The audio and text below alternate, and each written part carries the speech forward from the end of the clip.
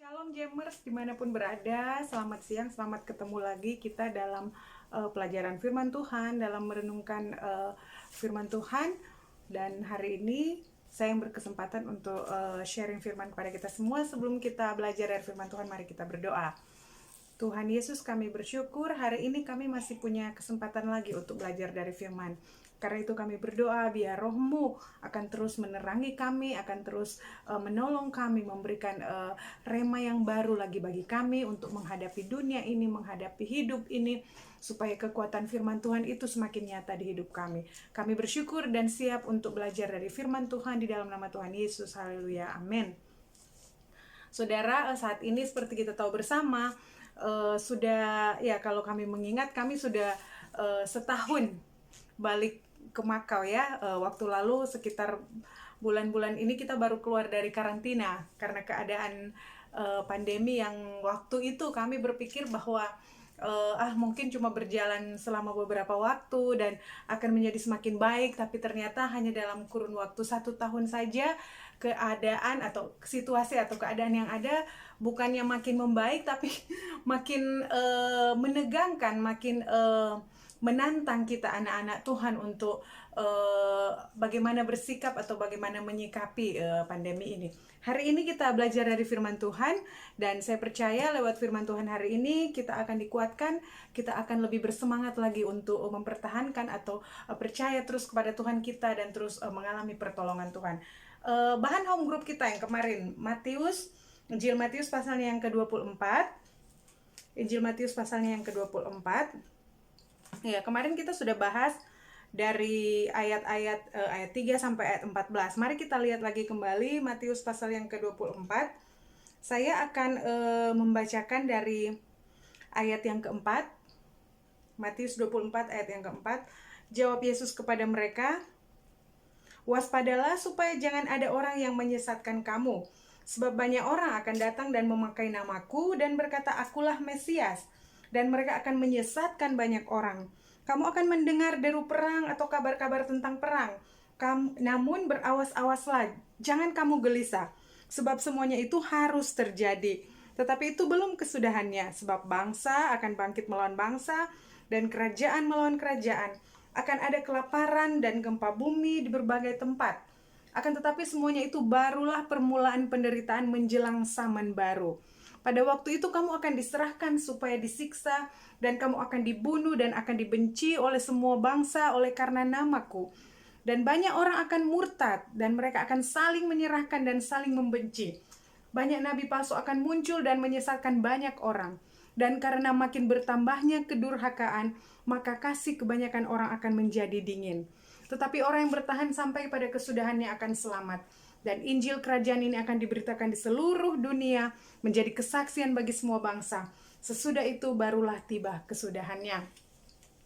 Saudara sekalian, hari-hari ini kita boleh melihat bagaimana penggenapan firman Tuhan itu sudah semakin jelas dinyatakan. Kita boleh melihat bagaimana negara ini berseteru atau bersitegang dengan negara yang satu. Dan kita melihat bagaimana ada macam-macam konflik yang membuat kadang kita sendiri juga capek dengan semua konflik-konflik kenegaraan yang ada. Tapi firman Tuhan katakan pada hari ini kita tidak usah gelisah, tidak usah kaget dengan hal-hal ini, karena dikatakan itu memang harus terjadi. Jadi kita belajar hari ini, kalau kita mendengar ada ketegangan, aduh kenapa yang negara ini dengan ini begini, kenapa begitu. Kita sebagai anak-anak Tuhan, firman Tuhan sudah lebih dulu menyampaikan kepada kita bahwa itu memang harus terjadi.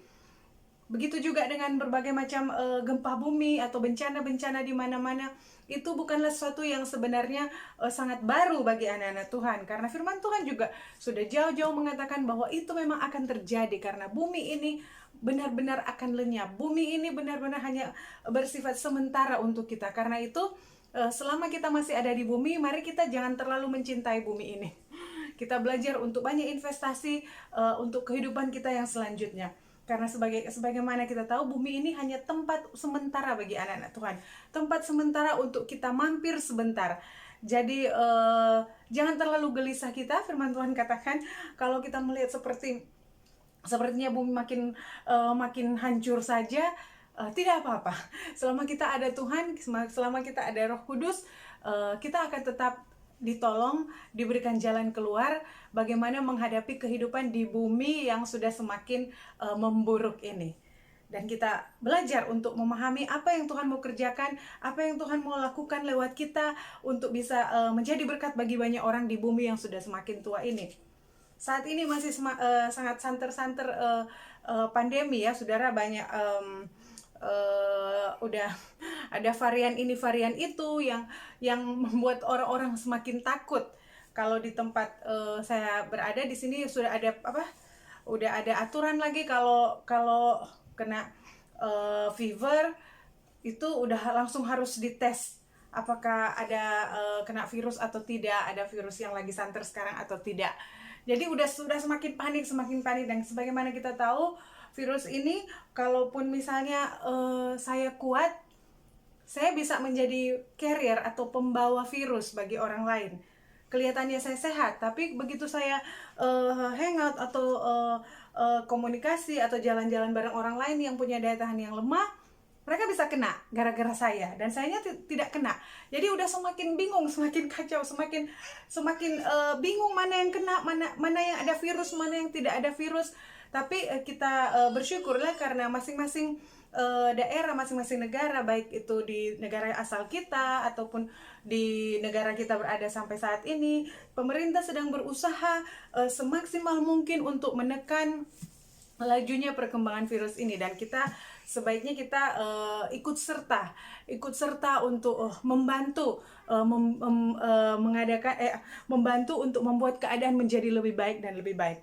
Dan firman Tuhan hari ini mengajarkan kita bahwa dalam situasi dunia seperti ini akan ada banyak orang-orang yang murtad, akan ada banyak orang yang imannya digoncangkan.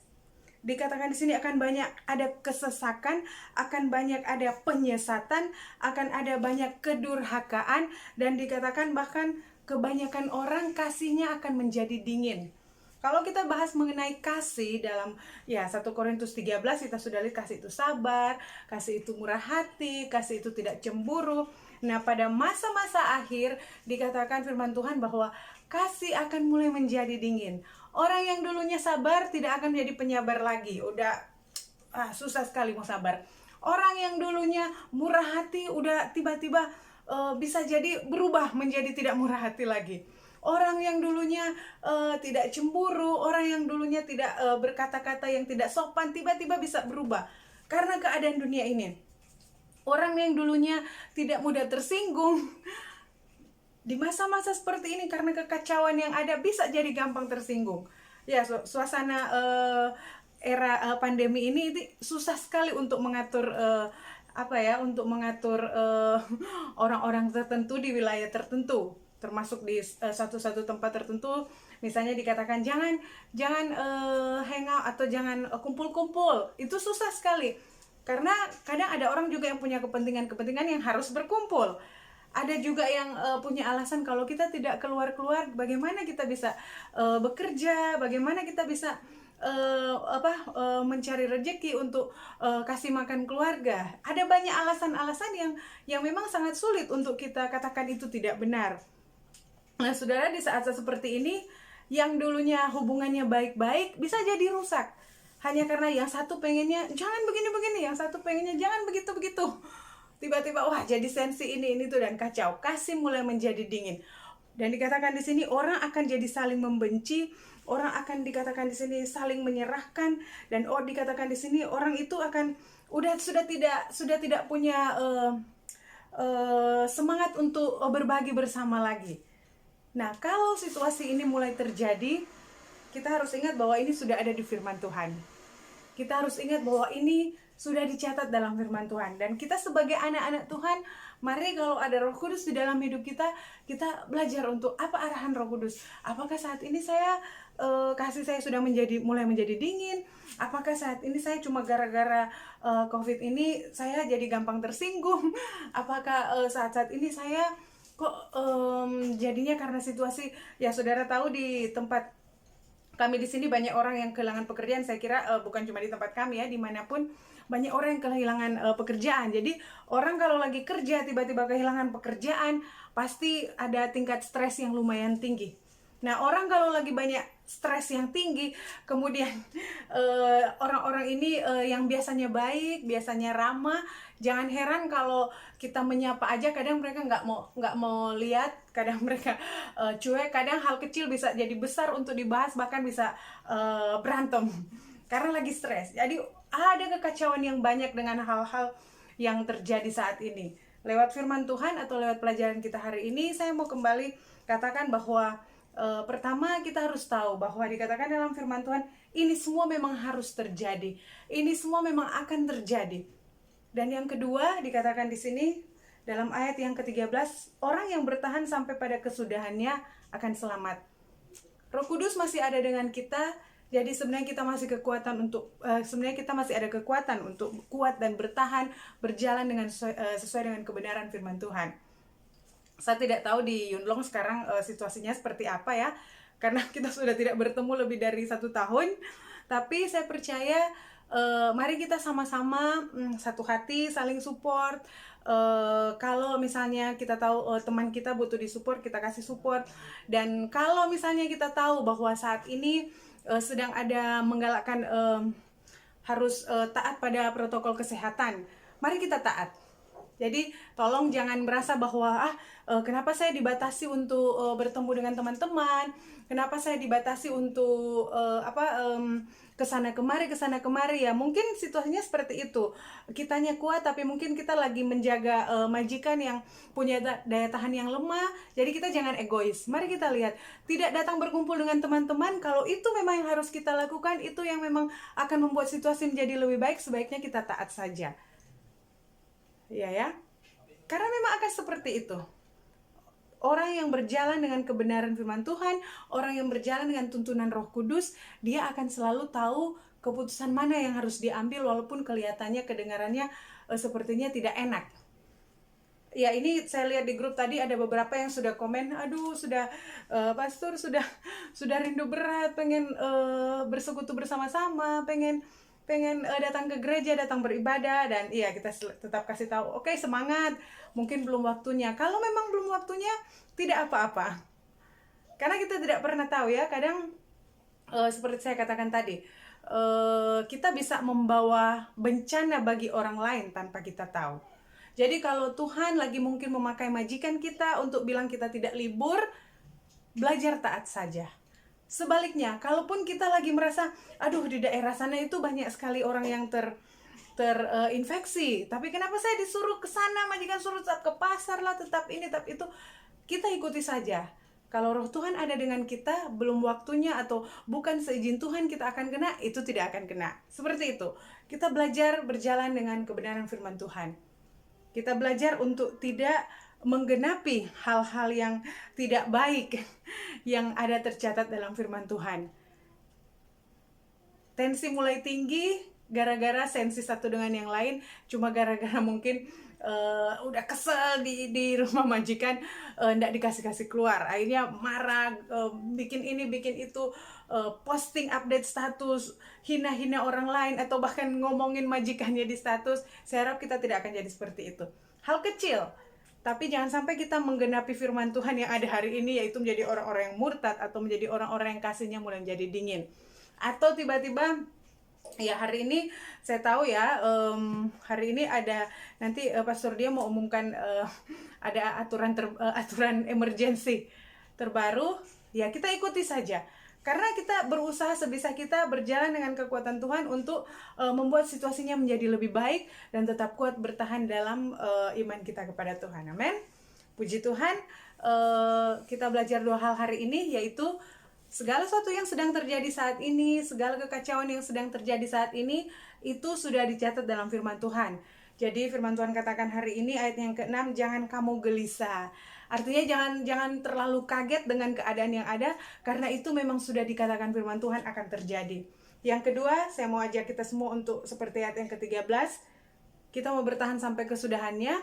Kita sama-sama support satu dengan yang lainnya untuk pertahankan iman kita, untuk jaga kehidupan kita sesuai dengan arahan Roh Kudus, walaupun kadang sulit, walaupun kadang sepertinya tidak masuk akal untuk dilaksanakan, tapi kalau Roh Kudus yang bekerja di dalam kita, kita diberikan kemampuan dan diberikan damai sejahtera untuk melakukan apa yang Tuhan mau di dalam kita.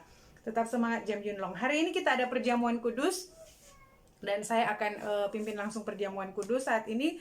Saya kira semuanya sudah disiapkan di sana. Mari kita akan ambil waktu sejenak untuk mengingat kembali pengorbanan Tuhan Yesus yang sudah Dia lakukan untuk menyelamatkan kita semua lewat karya keselamatan di kayu salib. Kita berdoa dulu. Bapa dalam surga, kami saat ini akan melaksanakan perjamuan kudus. Biar kami disucikan di dalam darah-Mu, biar kami bisa mengingat betapa pentingnya pengorbanan-Mu untuk kami, supaya kami beroleh hidup yang kekal. Tolong memberkati kami semua, Jam Yun Long yang hari ini, saat ini, siap masuk dalam perjamuan yang kudus. Kuduskan kami, sucikan kami, ampuni kami, sekiranya ada hal yang tidak berkenan yang kami lakukan kepadamu, biar waktu kami masuk ke dalam perjamuan yang kudus, kami dilayakkan dan kami bisa beroleh kasih karunia Tuhan yang lebih lagi, kami bisa mengalami Engkau lebih lagi dalam hidup kami. Dalam nama Tuhan Yesus, haleluya, amin. Mari sambil kita siapkan elemen perjamuan.